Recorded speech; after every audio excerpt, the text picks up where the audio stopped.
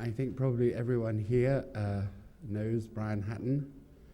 Brian teaches at John Moores University, but is usually to be found here at some points in the week, and has for so long been a kind of contributor to the intellectual life of the AA that it's come to sort of take him for granted. I think after you've been here a certain time, you begin to be seen as like a piece of architecture rather than as a being.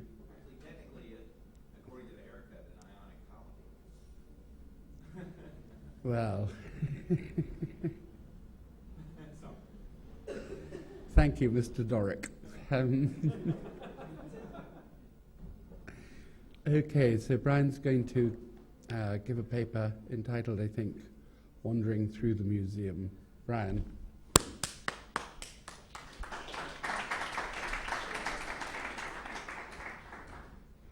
And while I'm talking, there'll be a video playing, which I made in Sir John Soane's museum. I was hoping the screen might be a bit smaller. I hope it doesn't distract you too much. I produced it a while ago, and it seemed to me an early version of something like a certain kind of hypertext museum of a kind dreamt of by Friedrich Kiesler and Alexander Dorner in the early 20th century, both of whom imagined museums based actually on reproductions, not on the real thing. So, as it were, digital casts and a hypertext of images. So I'm just going to leave that running while I talk. Now, while I've been listening to Mark and Reinhold, I began to realize that my idea of the past was a little bit different, or has been. I'd thought of the past, or pasts, as a kind of unformed or unreflected and certainly unrepresented, the unconsidered life version of the anterior, as it were, and that history was some kind of formalized representation or consciously reasoned. And I think that what I've written sort of follows from that kind of sense. Anyway, the call to this museum, to this symposium, spoke of two concerns about history in architecture schools. One was that it was too dependent on stylistic models from art history. The second, that it seems unpopular among students. I'm not so sure that it is so unpopular with students, but it has been neglected by design teachers. From the late 60s, I guess 1966, Aldo Rossi's Architecture of the City and Venturi's Contradiction and Complexity, a wave of historical revisions passed through the schools and led to such projects as Berlin's IBA, the International Building Exhibition, and its program of critical reconstruction. Many questions in that term. But then, maybe around 1990, I noticed maybe about the time that Zone magazine appeared, or Zone Journal, I've never been decided whether it's a book or a journal, that models were being drawn again from natural history. I'm using that old-fashioned word for science and physics deliberately, not, as it were, cultural history. Such topics as self-organizing emergence in biochemistry, Prigogine, complexity and chaos theory, fractal and topological geometries, and so on. I think a catalyst for all this was the computer, in which CAD techniques furnished analogues for natural processes. So I thought maybe we could say that CAD enabled morph and data to become form and scape. Thus, for instance, the 2004 Venice Biennial was called Metamorph. And since then, we've seen a bloom of shows resembling coral reefs, rife with uncanny vitalisms, not quite natural, not safely mineral. I suppose their motto might be, "Full fathom 5, thy father lies, of his bones a coral made," where the father is perhaps Vitruvian man. And the reefs are made of some synthetic plastic. I think that when the story of that recent wave in architecture gets written, it may be best told through the history of its software, Rhino, Photoshop, and all the rest. It was a wave that in some way, I think, swelled and broke with the boom in highly artificial finance dealing, derivatives and so forth. Although current calls from some for parametric design techniques suggest that the wave is not yet dissipated. And very oddly, I thought Patrick Schumacher declared parametricism to be the great new style in a recent manifesto that parodied the isms of 90 years ago. I mean, what exactly he was doing, I mean, it's quite deliberate to call it the new style. We could sort of examine. But if there is a return to history at this point, I can guess that there'll be a revival of interest in George Kubler's 1962 book, The Shape of Time, which is here, I recommend to everyone, as Kubler's proposals there for an evolutionary or iterative formalism stemming from Henri Faucion rather than Wölfflin is perhaps closest to the recent scientism. Starting by criticizing limitations in art historical definitions of style and iconography, Kubler drew from information and network theory, linguistics and electronics to develop an account of invention and mutation in artifacts understood as solutions to practical, symbolic and aesthetic problems across time sequences ranging from seasonal fashion changes to the long durations of the kind tracked by anthropologists, archeologists and the Annals school. But although Kubler has long interested me, he's not quite my topic just here. Another aspect of the symposium's other concern about style as a basis for teaching history in schools perhaps takes me a little closer. Consider Hübsch's 1828 question, in what style should we build? It's about the same time as Soane was in his house and continuously adding to this museum.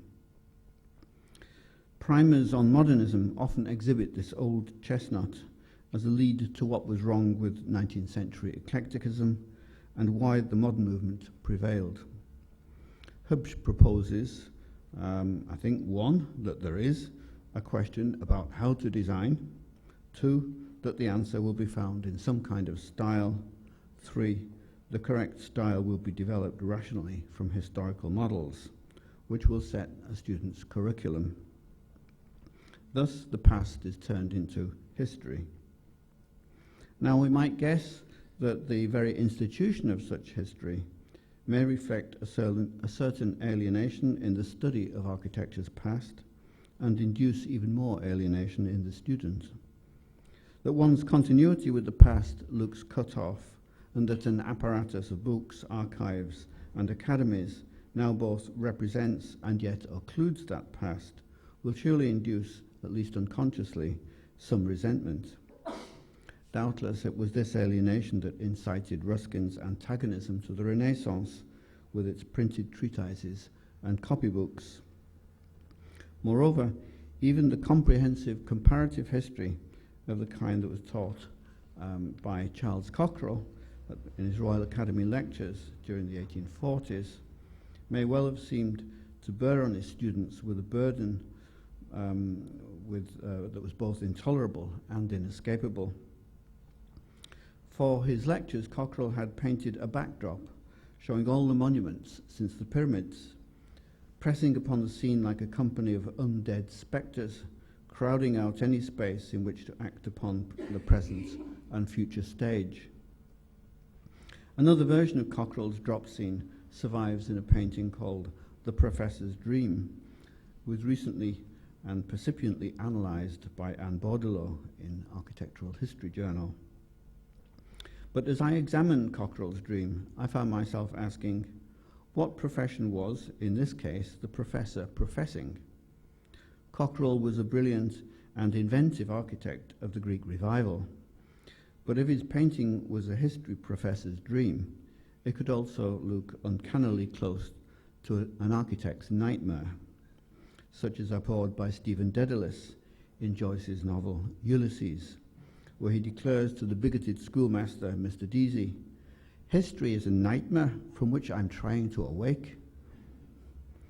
Yet, as the styles were classified, the archeologies organized, and museums filled, the information overload became entropic, and entropy, as testified from Piranesi to Robert Smithson, can liberate an intoxicated imagination. The academic course may be a curse, yet a museum unbound to consequence, proof, or syllogism, but simply there like a city, like, say, Dublin, could offer an archipelago for imaginary navigation without fixed goal. When Mr. Deasy had opined to Dedalus that all human history moves towards one great goal, the manifestation of God, Stephen hearkens to a hockey game outside as someone scores. Joyce writes, "From the playfield, the boys raised a shout, a whirring whistle, a goal. What if Nightmare gave you a back kick?" Stephen jerked his thumb toward the window, saying, "That is God. Hooray, aye, hui." "What?" Mr. Deasy asked. "A shout in the street," Stephen answered, shrugging his shoulders. Meaning, I think, that epiphanies may come from any quarter, at any time. The past is so unpredictable. Its mythological schema may unfold above us like the ricorso described by Joyce's favourite historian, Vico, but on the ground its cycles appear by pars pro toto, in fragmentary synecdotes and episodes in museums and cities of lucky find. A collection that now appears to us like that, though was it really so intended, is that of Sir John Soane. Soane's museum was not some jumbled Wunderkammer, but assembled as fastidious complement to academic study. Yet its method was not quite subject to that same discipline, but rather took its lead from poetry. It thus offered another path to knowledge, drawn by wandering reverie. Now, if the genial type of 18th century art historian was perhaps an aristocratic dilettante, the figure who loomed up with bourgeois history was the university professor. But to some, his organizing zeal seemed to be turning the liberal demean of Clio into some kind of police state. Slipping away from the back row of the lecture hall, whispering, "Include me out," these discontents ran off to wandering on the moors or on New World frontiers turned High Plains drifter. Others doubtless formed their own militia, the avant-garde. Some, however, did not leave town and never quite abandoned Clio, but, as flâneurs on a rainy day, refound her traces scattered among fragments in those museums not entirely systemized by the professor. The wanderer, perhaps we could say, transcendentalized the dilettante. Today, whereas, we find museums organized increasingly not so much as professors' history, but as accessible media. I've lately been studying plans of art museums in those guides which show a visitor where may be found, say, Greek vases, Gobelin tapestries, or Bronze Age grave goods. Typically, such guides are coded for direction to desired goals, their diagrams rarely matching any aspect of a building that might be sensed as architectural, but corresponding rather to arrays and sequences set out by what will likely be termed a curatorial program. Thus, John Soane, in 1957, seeking a theory of modern architecture, alighted on program as its unifying principle, though concluding that program could not itself convoke a formal language. Nevertheless, the idea of program is intriguing. It is spread enough to make us regret its omission from Adrian Forty's analytic survey of modernist language, words and buildings. Yet even if program lies more on the side of conceptual term than physical building, it shares with the terms plan and plot a double application to arrangements in both space and time. Likewise, the term course may refer both to a spatial route and a temporal sequence or curriculum. Thus, the curatorial program of a museum may direct an arrangement of objects and an ideal movement of visiting students. Yet spatial programs are rarely so coercive, at least outside of prison, as those which run the course of time. For while a student cannot alter the order of a course, doubtless like to hypertext it otherwise, a museum visitor need not follow the sequence of its program. Even axial museums set paths alternative to their major enfilades. Indeed, few fail somewhere to offer confusion to a visitor. In such labyrinths, no matter how rigorous the curatorial regime, straying is almost unavoidable and may even be welcome. When straying is welcomed, and the strayer flirts with getting lost, or at least detoured, we may call it wandering. To flirt with or to tarry with, suggests Adam Phillips, is perhaps to play for time and space for identity to seek itself. And in this play, it is space who offers help to the wanderer or the fugitive from discipline or the law. We have an old distinction, mother space, father time, with his imperative arrow. Space allows in latitude, but time's law lets forward only consequence. Meander, loop, or repeat as we may, there is no going back. Space, whereas, is more elastic, more pliant, as in le pli, fold of the nearly forfeit, yet not quite lost. For the really lost one is not even aware that he is lost, at which point we may take some guidance from a poem from W.H. Auden, a poem of his called The Maze, which he wrote in 1940. I think we have coming up on the screen. Hope it's big enough to read. Apteros, by the way, on the first line, means wingless, and it comes out in the final stanza, which I've not actually got here. Anthropos apteros, for days, walked whistling round and round the maze, relying happily upon his temperament for getting on.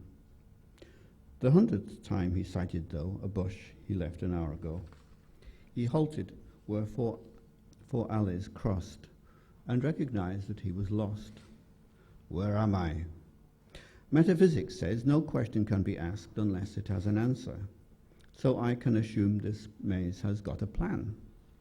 If theologians are correct, a plan implies an architect. A God-built maze would be, I'm sure, the universe in miniature. Are data from the world of sense, in that case, valid evidence? What in the universe I know can give directions how to go? All mathematics would suggest a steady straight line as the best, but left and right, alternately, is consonant with history. Aesthetics, though, believes all art intends to gratify the heart. Rejecting disciplines like these, must I then go which way I please? Such reasoning is only true if we accept the classic view, which we have no right to assert, according to the introvert. His absolute presupposition is, man creates his own condition. This maze was not divinely built, but is secreted by my guilt. The center that I cannot find is known to my unconscious mind. I have no reason to despair, because I am already there. My problem is how not to will. They move most quickly who stand still. I'm only lost until I see I'm lost because I want to be.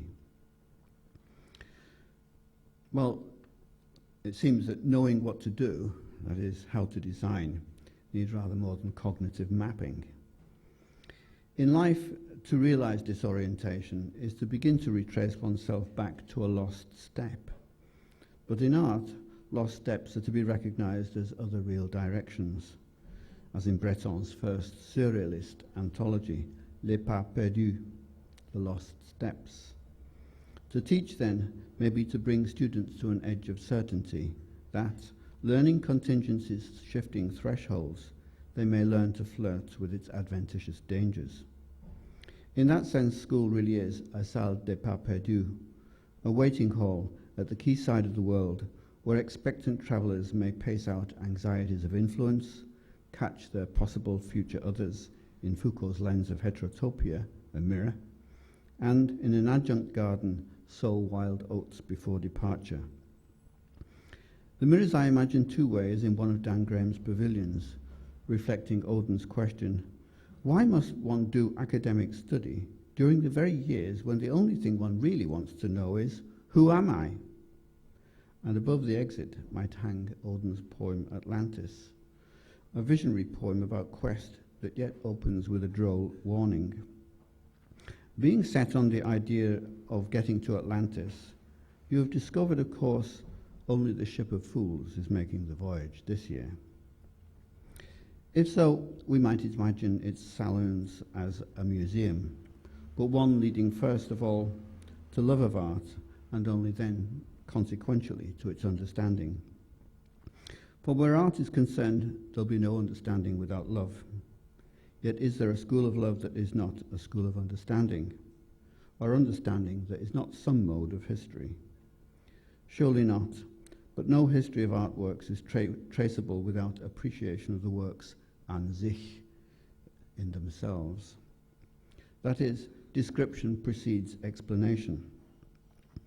What we used to call appreciation is descriptive praise, for if the first step in making is imitation, then imitation is first description, and in art nothing is worth describing that does not inspire some kind of praise. Which dialectically, I suppose, entails the faculty of criticism.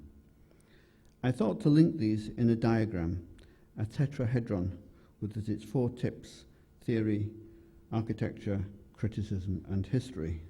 And here's one I made earlier. You think of those four things. If you're a critic, then you rest on architecture and history and theory. If you're an architect, you rest on the other three. And if you're a historian, you rest on the other three, and so on. None can be practiced without the others, but the wanderer among them is not bound to any fixed geometry. I know artists and architects who understand of art as well as any art historian, but their knowledge is, as it were, synoptic rather than chronoptic. They see that history presents early, middle, and late works, but not necessarily in that order to them as they move towards their own present act. So a school for future action would admit of many paths, as in an open plan or archipelago, where some might follow Vitcover to Venice, but others after Ian Nairn's Morris Minor to nail Subtopia on the A35. We could imagine perhaps an open school like Umberto Eco's Opera Aperta, setting out not a string but a field of meaning, negotiated in multiple utterance and exchange, but set out among certain stable forms, else a wanderer really will get lost.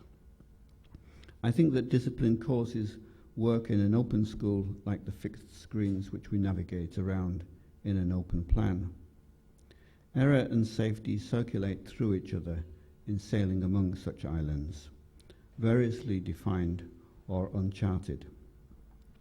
If, in flirting with errancy, we appreciate our faculty for ordering, equally, as Robin Evans saw in his essay, Persistent Breakage, today's ubiquitous technique, including historical technique, provokes, as he puts it, dreams of escape that must stay as dreams.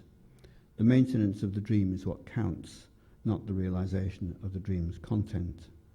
For as a wish unfulfilled is a wish kept alive, then, he says, the sustaining condition of modernity's convulsions is stability. Now, if curators cannot not display a program, as even a random show would intend an attitude to order, a school cannot avoid curriculum. But if a curriculum is not to be a canon of objects, still less a dogma of style or of historical deduction, it should be one of method. By method I mean a way of proceeding from love, as I just spoke of it, to criticism and thence to practice. Exhibitions in museums, special exhibitions, may be like courses in definite disciplines. But critics of the conservative museum, such as Alexander Dorner, overlooked how visitors often treat the fixed sequence of such museums, rarely approaching them as a tome to be read from page 1 to that which says the end, but rather as they might a book of poetry, led by mood and open to detours of unexpected absorption. The curator may set out a gallery to display such patterns as Kubler's shapes of time, but to a visitor whose own time is unfixed, the historical shapes may be a grid against which to trace other figures, which may become an intuition of a new gestalt or constellation. Such seems to have been an aim in the montages of transcultural images made by Aby Warburg, which he called his Atlas of Mnemosyne, memory. Gerhard Richter, too, named Atlas his archive of photographs which he collected for his use in painting. Moreover, beside the museum, there is a special exhibition whose purpose often is indeed to show some new gestalt. So if a school may be compared with a museum, and the exhibition with its directed routes may be more like a course, I suggest that in a way what the student ends with is something like their own atlas. But why do we make the course a recourse? Why, in willing what we want to be in future, the recurrence to what was? Why the museum, whether directed or open plan, at all? This question is not to be thrown like a futurist bomb at the academy, but considered. Architecture is a mode of design, but many kinds of design are not studied through their history. Take dentistry. Who could deny progress from a dentist's chair? And my dentist, an adept builder of cosmetic bridges. A cultivated German lady, she offers me abstract paintings to contemplate while the Novocaine sinks in. All the same, I'd be worried if, at my next appointment, she relayed not a diagnosis of my twinging molar, but a review of a show of 18th century dentures at the Hunterian or the Wellcome Institute. In technology, progress renders earlier versions obsolete. But in art, expressivity remains immanent in every work. As Ezra Pound put it, art is news that stays news, though not all of it is read all of the time, so that art's history is continuously rewritten with different eyes each time, not only in books, but in every new work of art or architecture. Art not only has a history wherefrom it cannot be detached, it has a history of histories, histories of practice, of theories, of reception, and of commission. Why can it not be detached from those stories? Perhaps because artworks are precipitates of consciousness, and as we can scarcely imagine consciousness without time, we cannot make sense of artworks without recognizing them in relation to some past with which we can identify, or we can see others identifying. Note the re in recognizing. For while cognizing renders shapes and colors, signs and meanings come by recognizing, which means some learning not just of positive facts, but of possible fictions, which is to say, of representations. Of facts we can make chronologies, but representations call for histories, as Oden stated at the opening of his poem, The Birth of Architecture. From gallery grave and hunt of a wren king to low mass and trailer camp is hardly a tick by the carbon clock, but I don't count that way, nor do you. And again, at the poem's closing, Auden restated the condition of representation. To take umbrage at death, to construct a second nature of tomb and temple, lives must know the meaning of if. The poem attests to a certain necessity for myths, dreams that remain dreams, yet organize so many contradictions to enable waking action, even though each new act reacts upon a former, as if always advancing back to the beginning. Origin is the goal, I think was how Karl Kraus put it. At the close of John Ashbery's poem, Soonest Mended, it recurs in a certain refrain. For this is action, for this not being sure, this curler's preparing, sowing the seed crooked in the furrow, making ready to forget, and always coming back to the mooring of starting out that day so long ago.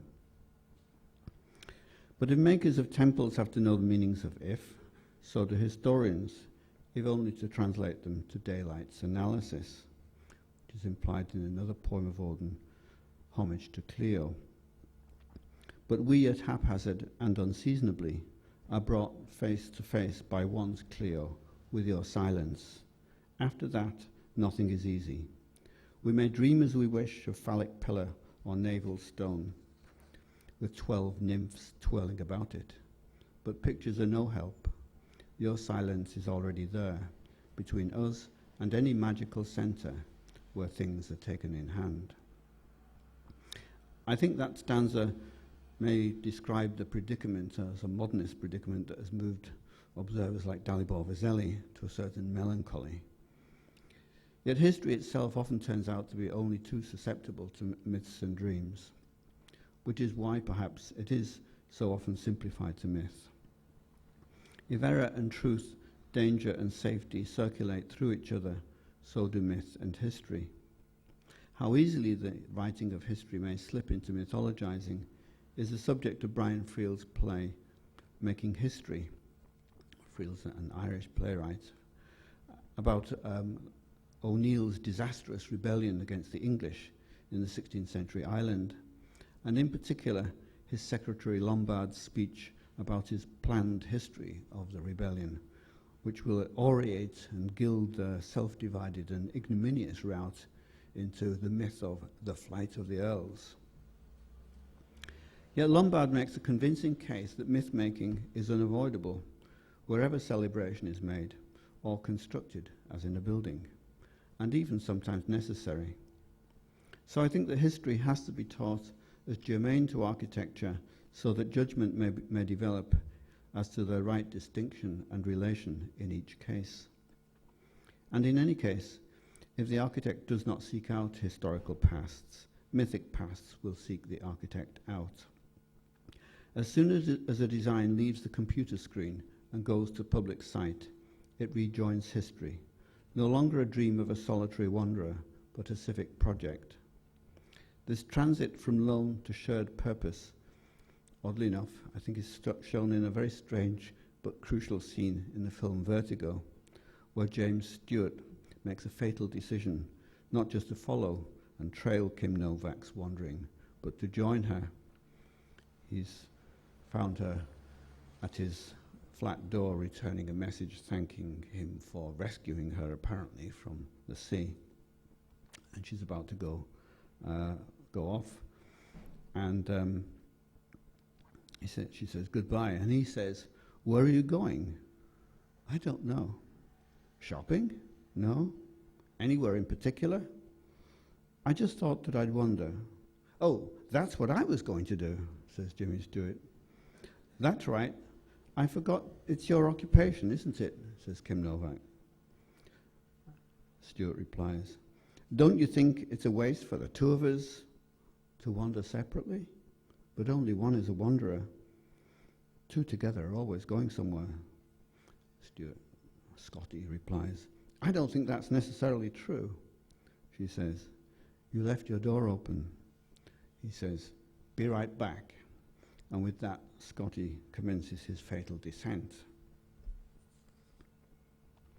All the same, If Kim Novak was right that wandering is for one, and if the first purpose of education is to help the student towards their own identity, then the second may be to de-narcissize the student of the illusion of uniqueness and lead towards what one might call the common life of historical identity. Which brings me back to that we in Hübsch's question, in which style should we build? Consciousness of we may well be desirable, but what is this should? In German, sollen, there's a difference between German and English here, because German's very particular and exact with space. English is much more particular with time. And I asked Goswin Schwendinger about sollen. I said, look, does it mean shall, as in an invitation? In what style? Shall we build? Or does it mean should, in the sense of duty? Is this Einladung oder Pflicht? And he said, oh, aber Brian, auf Deutsch ist immer Pflicht. It's in German, it's always duty. Which I think Kant, there's something as old as Kant there, has questions to answer.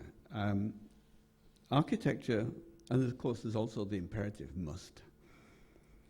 Architecture always seems to put greater demands on its student than on the budding artist, than art on the budding artist. Artists rarely ask, should we, and never talk about the project. Perhaps that's another reason why history is so often avoided. Its grammar seems so coercive. We need perhaps to give more room to the tenses and declensions of if, as Odin suggested. Those conditionals and subjunctives that allow utterance to flirt with not quites, not yets, ironies, maybes, and mightlihoods, which is a word I invented to describe the NATO group based on the German word Möglichkeit, possibility. A likelihood is likely to happen, a mightlihhood might happen. We might think of history as continuous rewriting of the past, and surely architectural history gets rewritten with every new building. But this building stroke writing need not be solely in the indicative. It may entertain every modality of the visible that Stephen Dedalus found so ineluctable on Sandymount Strand after he left the repellent Mr. Deasy, just so long as it obeys the one imperative, not to stop writing, not to stop building. And so I finish with some final last words from Odin. It's a very, very late poem, a year before he died. It's called Obad. And it's not the whole poem, it's simply the ending. But time, the domain of deeds, calls for a complex grammar with many moods and tenses, and primed the imperative. We are free to choose our paths, but choose we must, no matter where they lead. And the tales we tell of the past must be true. Human time is a city where each inhabitant has a political duty nobody else can perform. Made cogent by her motto, listen mortals, lest ye die.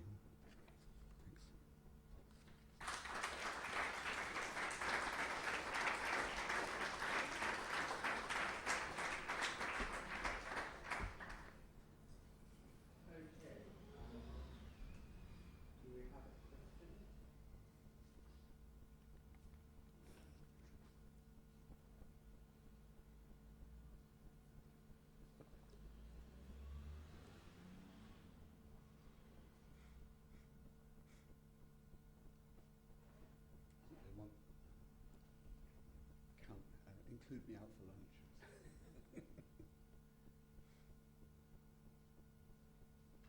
Trouble is, that was a very poetic poem, not only the soul, but the talk itself. And like most poetic things, it seemed to me to start where it began and to go round in circles. And so it's very difficult to pose logical questions. I find myself speechless. I'm sure that's a very apt criticism. I don't take it to be a criticism. I take it to be high praise from Bob, but also an explanation as to why there are no questions. maybe in some ways some of the issues will kind of resurface later on.